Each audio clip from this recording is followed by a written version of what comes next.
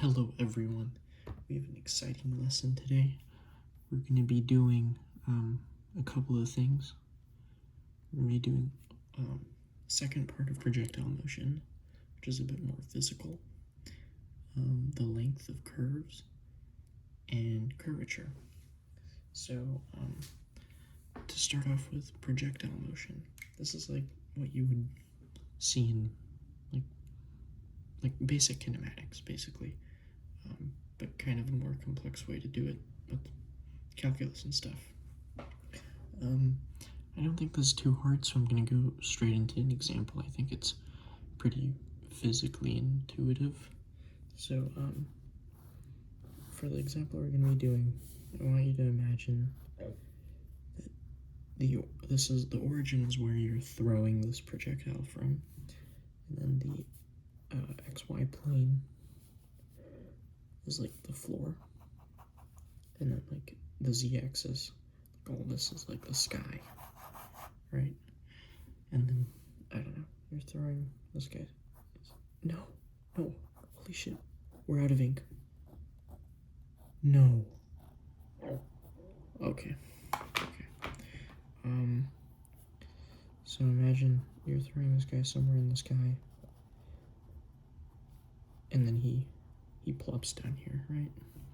So like he traveled this, right? Okay, but there's no way this is actually dead, right? Holy shit, it's dying though. It is dying. Yeah, so imagine that's the path he traveled, right?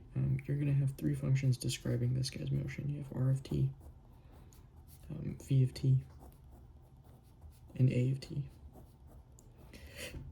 And they're all just derivatives of each other. So this guy's just R prime of t, and this guy's just V prime of t, right? So there's really three things that they might want you to find. Oh, sorry. There's really three things that they might want you to find in this kind of situation. That's going to be the time of the whole flight, so just time of flight, its max height, and how far did it go, so how long is this guy. That's just called range covered. So we're going to be doing an example and just running through these. So the example I've illustrated is R of 0 is just the origin, 0, 0, 0. Then we have V of 0, which is 1.25, 2.5, and 5. And then for acceleration, because this is like a quote-unquote physical situation, you have A of 0, or A of t, honestly, is 0, 0, minus 10, right? Because the only thing that's affecting its the projectile's acceleration is gravity pulling it downward, right? And this is the negative z direction, so you have this guy pulling him down, constant acceleration downward, right? So let's find the time of flight. Kind of how I like to do these is I create like a map for myself. I give myself the equations for everything. So if I take the integral of A of t, right, then I'm going to get V of t. So that's going to give me c in the x direction, c in the y direction, and negative 10 t, right? Because this is just the derivative of 0, or the integral of 0 is just 0, but it's going to be 0 plus c, right? So this guy, if I plug in 0, I'm going to get 1.25, and this guy, if I plug in 0, you're going to get 2.5, right? Because I'm using that. And then this guy's going to be 10t plus c in the z direction. If I plug in t equals 0, I'm going to get cz equals 5, right? So then that tells me that v of t is 1.25, 2.5, and minus 10t plus 5. Okay, let's integrate this guy again to get r.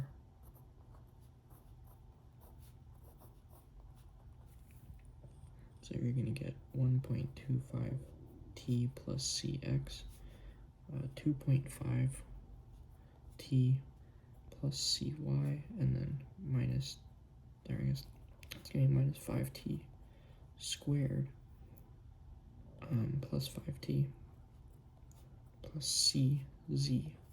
Alright, so now if we plug in 0 for, for all of these, we should just get 0. So for the, starting with this guy, if we plug in t equals 0, you get just cx. So then cx equals 0. Plug in t equals 0 here, you're going to get cy. So then cy is 0. And then here, same thing. Plug in t equals 0, you're going to get 0. 0 plus cz equals 0. So then cz equals 0. So then that tells us r of t is 1.25 t, 2.5 t, and then minus 5t squared plus 5t. Right? Okay, so first thing we want to do, time of flight. So I go back to this diagram. You have some kind of parabola, typically, and you want to see how long this guy was flying for. So let's observe when its flight time starts. So its flight time starts right here at the origin, because that's where it starts at, right? Like that's where you're throwing it from. And then he's flying, and it ends right here. So what that means is the value of t at this point is going to be the final time, t final. That's the time we're looking for. That's the overall duration of the flight time. And what do we notice? There's a z value. At the start, z equals 0 and t equals 0. Over here at t final, I don't know what that is, that's what we're trying to find, but z is also equal to 0. And this is position, right? So if we go to the position function we found and we look at z, this is what we have in our z spot, right? Let's tilt the camera a bit. Sorry about that. Yeah, so that's what we have in our z. And this is r of t. Okay, so, you get the idea that r of t at this r of t final is going to be some constant, some constant in the x direction, some constant in the y direction, comma 0. And this 0 is what we need to find the time of, right? And I'm saying these are constants because it's some x and some y away. But z is 0, that's for sure. So let's see, minus 5t squared plus 5t equals 0. You can factor out a 5. Hell, factor out a negative 5. You'll get t squared minus t equals 0. Factor out a t. T times t minus 1 equals 0. And you see that t can either equal 0, which is what we expected, right? Because at t equals 0, z is 0. That's where it starts. But at t equals 1, it's also 0. So that must be where, that's t final. This is what t final is. That must be where it hits the ground again. That's where it's z equals 0 again. Okay, what about max height? Max height, if you look at this graph, that's going to be right here. That's kind of like finding the maximum of a parabola. I think the best way for me to think about this is, okay, well, what you just do, it's really easy, is you take this as the shape of the parabola, and then you take the derivative of that, so you're going to get negative 10t plus 5, right? and then you see where this derivative is 0. Negative 10t equals negative 5. Then t equals 1 over 2. So then this is the t value that it's at its highest. So if you plug in t equals half, let's see what you get. You're going to get 0.625, 1.25, and then I don't know what the hell this is, but I don't know. Let's put this in a calculator.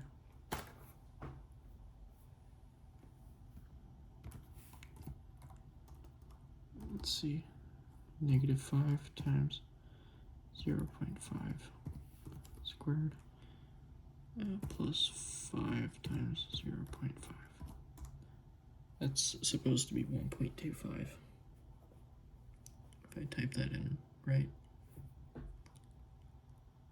Okay, that seems kind of reasonable. So that's its max height. This, I guess z equals this is its max height. You could really, if you really wanted to, you could confirm this. You could put two values right next to this guy. So if this is 0.5, you could check 0.51 and then 0.49. And if both of these, if r of either of these, yeah, r of both of these guys should be smaller than that, the 1.25 and the z value. But yeah, I think the way that this makes sense to me, at least, is by looking at the traces. So if you took a light, right, and you were looking down the x-axis, so if we have a light right here and he's shining down the x-axis like that, it's going to cast a shadow, and you're going to have some kind of shape in the yz plane.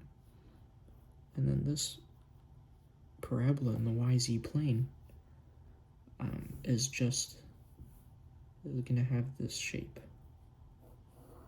of these two components. And yeah, if you want to find, you could really just redefine that. You could also just say that it's, if you take the derivative of this guy, dr dt, and you want to see where the height, or where the max height is 0, then the derivative of the thing that governs the height must be 0 at that max height. So if you have a tangent vector up here, his velocity is just 0 up there, right? His slope is 0. So so you could treat it as like a maximum, and that also makes sense to me. But yeah, okay. And range covered, that's just this guy, right? How you would do that, that's solely in the xy plane. So you would look at the r of t function, and you know that t final is 1. Okay, so if you take r of 1, it's just going to be 1.25, comma 2.5, comma negative 1 plus 5. That's 0. And yeah, we expected that. And we take the magnitude of this guy, right?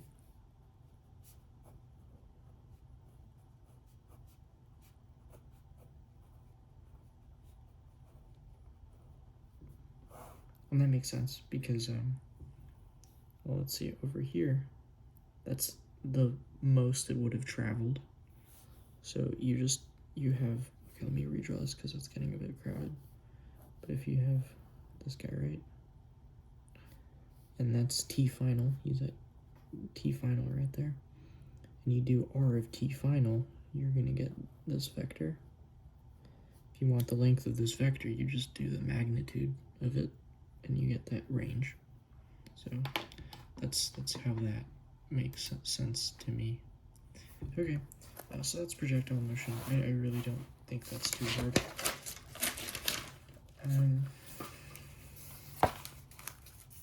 Okay, let's move on to, what's next? Next is length of curves. So yeah, length of parametrized curve. So how we do this is we basically return to the original definition of of a derivative for parametrized curves or lines, whatever, which was just that r prime of t equals r of t plus h minus r of t over h. And this, you could alternatively write this as dr dt. Oh, holy shit, he's dying again. Okay. Dr dt. Really sad about that. He's actually dying. I need more of these. Okay. So yeah, that's dr dt. So if you look at this geometrically, right? Say this guy's r of t.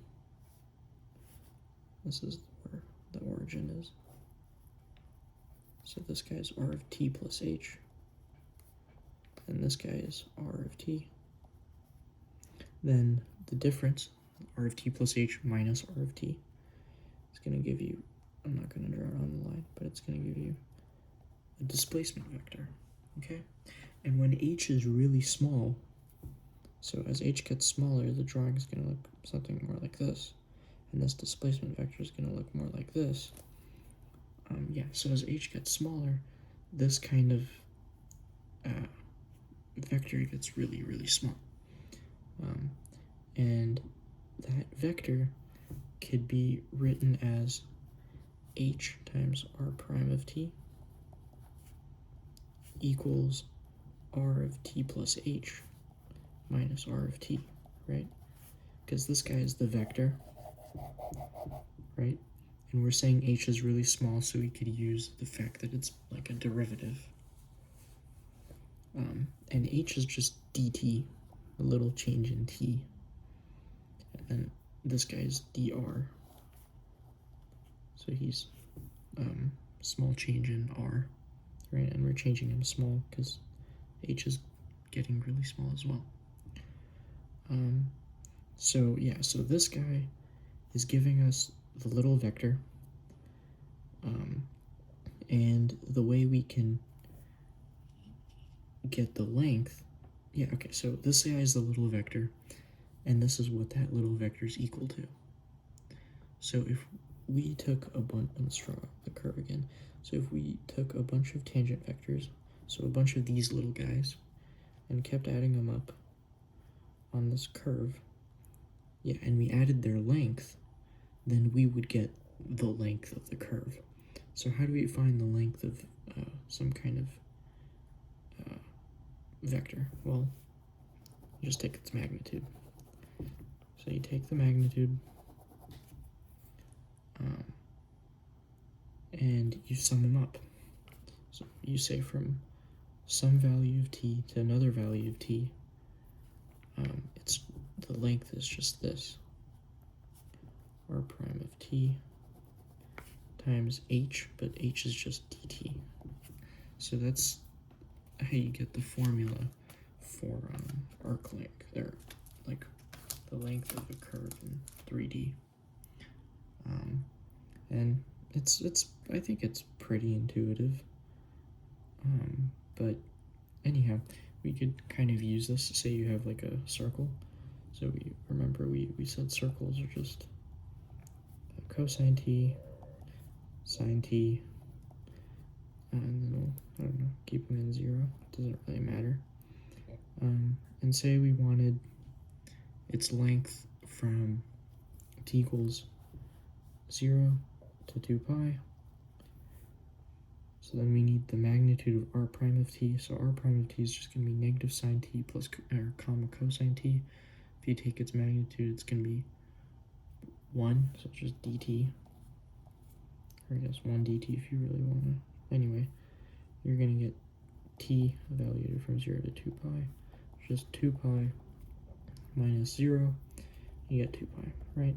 And this is a circle of radius 1. And obviously, if you have a circle of radius 1, you could also find its circumference by just using the equation 2 pi r, right? And you get the same answer as well. If you, for this curve, you might be thinking how, like, if this wasn't 2 pi, if this was like 4 pi, you would get kind of a false answer. You would get 4 pi. But your circle is still only 2 pi units long. But the issue here is that this is basically redoing, like this is accounting for one loop around the circle. So you're starting here, 2 pi around, that's the length we're doing. If you did 4 pi, that would just be traveling 2 times around that loop of the circle, and it would give you wrong answer. So just keep that in mind. If stuff loops back in on itself, you don't want to overdo it. But I don't think I ever ran into an issue like that on a test, but it's good to be wary of it and be aware that it exists. So yeah, that's literally that. But another thing that's pretty cool for this, we'll use another example just so it's a bit more, a bit different. We'll say that r of t is cosine t, sine t, t, right? So this is the helix that goes around like this ish. So yeah, so what we're gonna do is we're gonna find a function s of t that tells you the length. So how you do this is you use this fact up here. So s of t, we're also going to use it like a dummy variable. So really what you have is, what do you call it? You're taking an integral from like some value a to t, and you have, right, our r prime of u du. We're changing this because it's like a dummy variable. We don't want to get overwhelmed with how many t's are on our thing. But yeah, so we're basically finding a function that's a function of t, and it'll give us length out of it. So in this situation, what is it? R prime of u is just, or I guess r prime of t is going to be minus sine t, cosine t, and then t. So then its magnitude is just going to be, let's see, 1 plus, oh, this is not t, this is 1, my bad. This is going to be root of 1 plus 1, so just root 2. Okay? So then you're going to get from a to t of root 2 d u. And this could really be any value. It could be, hell, it could even be b, but you get root 2 times u from a to b, which is just, which is just root 2 times b minus a. So if you wanted the length of this like helix thing, and this is s of t, and this a is just a constant, b is also just a constant, but I mean, because we're calling it a function of t, this is just going to be root 2 times t minus a, because it's a function of t is what we're calling it. But yeah, we're saying if you're starting at some like point, say like a equals pi over 2, right? And you wanted to see the length from root 2, or from pi over 2, so that's our a value, because we're going from a to b. yeah, and you wanted to go from there to like, I don't know, to 2 pi,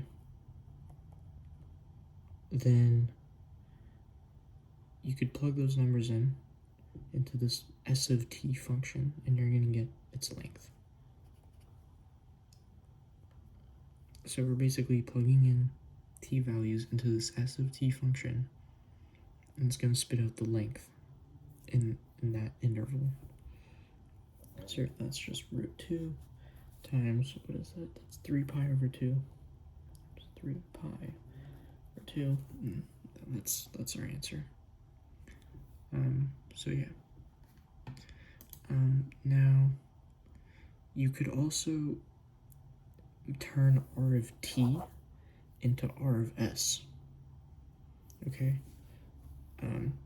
Such that here, so if we know that s is equal to root 2 times t minus a, let's call our a pi over 2 this time as well, right? So minus pi over 2. Then we can isolate t, and we're going to get s over root 2 plus pi over 2 equals t. And then you could plug those back into r of t, which was, so you're going to have cosine of s over root 2 plus pi over 2, comma, sine of s over root 2 plus pi over 2, comma, s over root 2 plus pi over 2. So this is r of s. So what's cool about this is you could be like, oh, I wonder at what point the distance is, like, the amount of units we've traveled is 3, right? So that means for you to travel 3 units, s is 3. So you plug in s is 3, and then you get your point, and you're gonna be like, oh, from pi over 2 to this point, we've traveled 3 units. So that's how you would use this. So, yeah. Yeah, that's all that is. Okay, so then last topic for this video is curvature. Curvature is defined like as the magnitude of dt over ds. So t is just the unit tangent vector, right? And s is literally what we just looked at. It's per unit length. So it's like, I guess if we look at a straight line, and this is part of why the unit tangent vector is important. So, because remember, tangent vectors can change length. Their direction changes as well, but their length also changes. But the unit tangent vectors, they're all length 1, but the only thing that changes is their direction. And what we're measuring here is change in direction. So we only want to use the unit tangent vectors because those tell us direction. So we're looking at change in direction per unit length, okay? So that's why this defines curvature. So here, the unit tangent vectors for every piece of, like, every little interval here, it's not changing, okay? So there's 0. There's no curvature. And this curvature thing is called kappa. It's a Greek letter. You got alpha, beta, gamma, alpha, beta, gamma, delta. Holy shit, I actually forgot my Greek alphabet. I think it's because I'm on the spot. Delta, epsilon, zeta, eta, theta, iota. That is not iota. Anyway, it's kappa. This is embarrassing. I can't believe I forgot my own Greek alphabet. Forget that. Ignore this. Anyhow, yeah, so this guy is called kappa. Curvature is called kappa. And it measures how, like, the direction of the unit tangent vector changes per each little piece of, like, length. But this kind of thing is like annoying to calculate because t, the unit tangent vector, is defined as r prime of t over its magnitude, right? So this is a function of t, but s is like,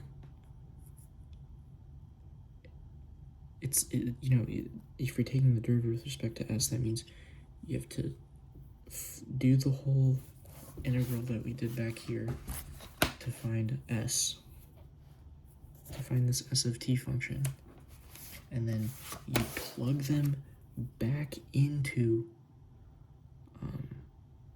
here. So you want to turn this from an r prime of t over magnitude of r prime of t to r prime of s over magnitude of r prime of s. And then you take the derivative with respect to s, which is kind of a hassle. So you kind of have to take a different route to get like a nice formula for it. So you go back to this formula, s of t equals from a to t of r prime of u du, and then you take the derivative of both sides, so you get ds dt equals d dt, the integral from a to t of magnitude of r prime of u du, and then you use the first fundamental theorem of calculus, and you say that, you pull this guy out of the integral, and you're going to evaluate him as, I don't know, we'll call him big R, r of t minus r of a, and then you take the derivative of a constant is 0, so this is just d r prime, or the magnitude. Well, I mean, if you take the integral of r prime, you're going to get r. Take the derivative of that, you're going to get r prime. So, yeah, this is just going to become r prime of t, magnitude of r prime of t. So keep in mind this is equal to ds dt. Okay, cool.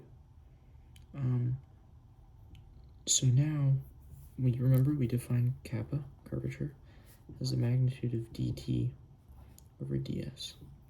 Okay? So if you use like a chain rule, you could say that dt over like d tangent vector, unit tangent vector over dt with respect to just t over ds dt is equal to that. Okay, so the magnitude of this whole guy is equal to that. And it's kind of like it's a chain rule. A nice, like, kind of satisfying way to think about it is just, if you really simplify this, you could cancel out these dt's, and you get that dt ds. I'm not quite sure why people don't want you doing that. There's the multivariable chain rule later that kind of interferes with this cancellation thing, but I'll talk about my reasoning, or I guess what I'm thinking about it, if someone has good reasoning for why I don't. Anyway, that's a topic for a later video. But yeah, so if you cancel these out, you're gonna get magnitude of t prime of t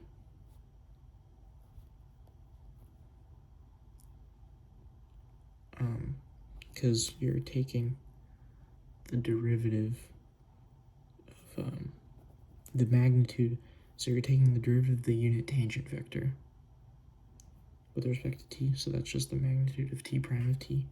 And then down here we found that ds dt was just magnitude of r prime of t. So that's what we're replacing that with. But yeah, so that's curvature for you.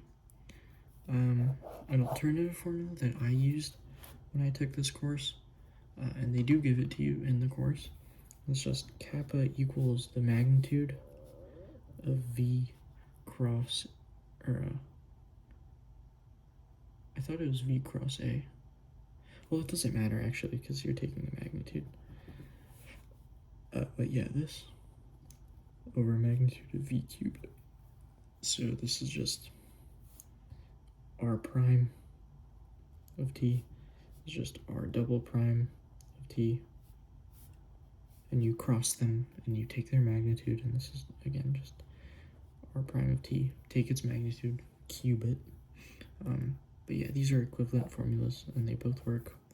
I just like this one more because I don't like the process of making a unit tangent vector where you have some expression over some like radical, and then you have to take the derivative of this, and it's just ugly in my head. I never tried it, honestly, so I don't know if it comes out nice, but I just stuck with this because it's just derivatives and a cross product. So yeah. Okay. So now we actually get to move on to test questions.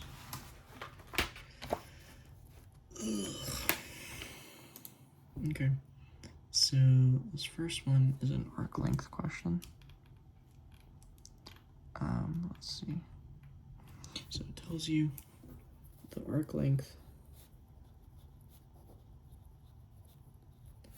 of r of t equals 2ti hat plus t squared j hat plus ln of t k hat for 1 to 2 is what? Okay. So it literally tells you it's an arc length problem. This is just weird notation for r of t is equal to 2t, comma, t squared, comma, ln of t. Oops. So if we want arc length, we just want the integral from this guy to that guy of the magnitude of r prime of t. So if we just take the derivative, you get 2t, 1 over t, right? So then if you take the magnitude of this guy, you're going to get 4 plus 4t squared plus 1 over t squared. My guess is you simplify this. Yeah, so just realized that this guy up here is, okay, let's just rewrite him. So he's over t squared, and he's got 4t to the fourth plus 4t squared plus 1. This guy, you could perfectly square him. Take the root of him. So you have, let's see, two numbers that multiply to 4.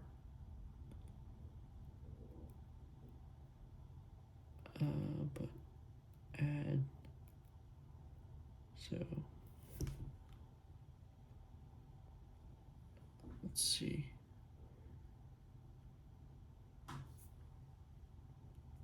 Yeah, so hold on, you would have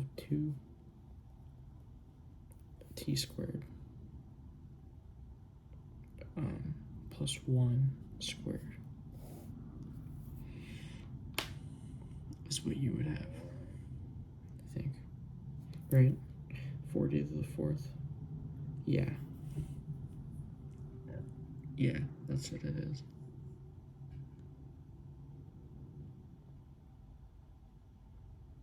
Okay, so that's what you would have, and then you could take, so you just have 2t squared plus 1 over t. So if you shove that into your integral, you have 2t squared plus 1 over t dt. This is just 1 to 2. 2t plus 1 over t dt. That's just t squared plus ln of t from 1 to 2, which is 4 plus ln of 2. Right, yeah, ln of 2 minus 1 plus ln of 1. Ln of 1 is 0. So then you just have 4 plus ln of 2 minus 1, which is 3 plus ln of 2. Which is, which is answer choice D. Okay. Next problem So this one tells you, let's get some more space. So this one tells you a small metal ball is thrown vertically upward with an initial speed of 19.6 meters per second. So that tells, if he's thrown vertically upward, that tells you V of 0 is 0, 0, 0, 19.6. And then he rises to some maximum height, and then he falls, eventually striking the ground. How high does the ball rise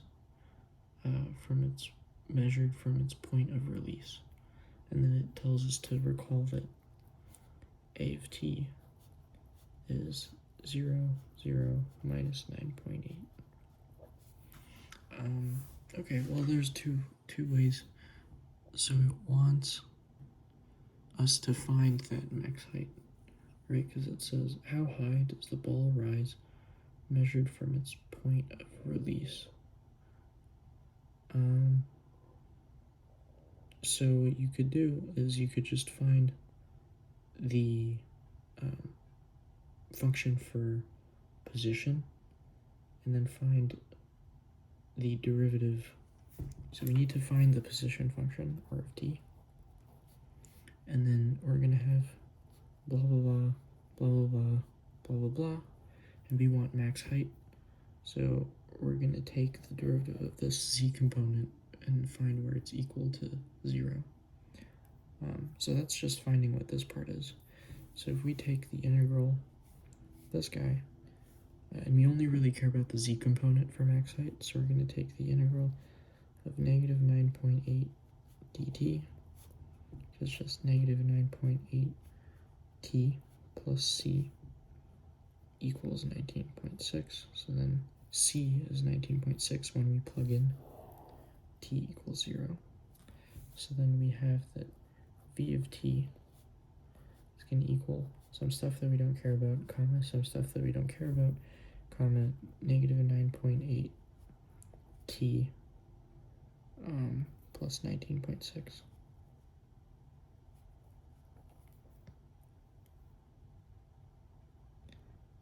And we want to set this equal to 0, okay? So if we set this equal to 0, we're going to get 19.6 over 9.8 equals t. So t equals 2. So this is where the max height happens, at t equals 2. Now we need to find r of t, only the z component, because that's all we care about, and then find what height that is. So let's see. If we find r of t, we only care about the z component. So then you're going to get, if you integrate this guy,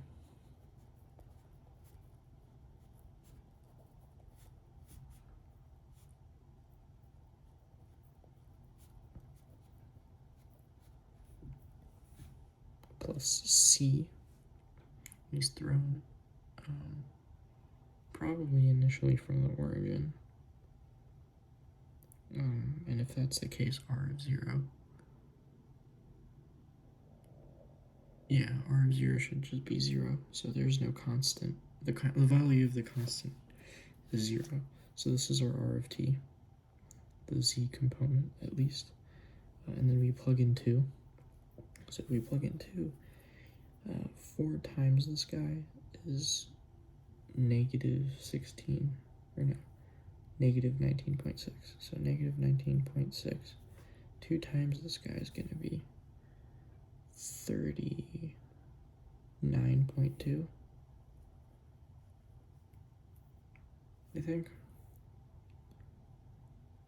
Yeah, that sounds right. Okay, so 39.2 minus 19.6. Do I even remember how to do this kind of thing? That's gonna be 6. Drop the decimal. 8 minus, nope, we gotta hit them with the 18. Come 2, that's 9. This is 1. So 19.6 meters. Yep, that's right. So that's how high he rises. Alternatively, you can do this with just your basic kinematic equations, which is actually what I ended up doing for this kind of problem on the test, and I do think it's way easier. You could just use the fact that V final equals V naught plus AT. You know that V final has to be 0, so you get minus, or well, you're gonna get minus V naught over AT. A equals T. So V naught is 19.6, and then A is minus 10 or minus 9.8 because it's pulling you down, and that's 2, which is the 2 for T final that we got earlier. And then you're going to use the fact that D equals V naught T plus half AT squared, and then you're going to plug in 2 into these T values, and you're going to get your distance. And that's also going to give you 19.6. This is way faster, but since this is calculus, Calc III, you gotta use these, the actual calc methods. But yeah, those are 2 ways to get your answer. Okay, and then this next one is just a curvature question. So it just says, if R of t is 1, 5t squared, comma 4t, it wants us to find the curvature at 0. So what do we need? Well, let's see what formula we're going to use. We're going to use, let's just use v cross a, magnitude of v cross a, over magnitude of v cubed. So we're going to find v of t, and we're going to find a of t, and then we're going to plug in 0. So v of t here is just going to be 0, 10t, 4. Then a of t is going to be 0, 10, 0, right? So let's see, v of 0 is just 0, 0, 4. A of 0 is just 0, 10, 0.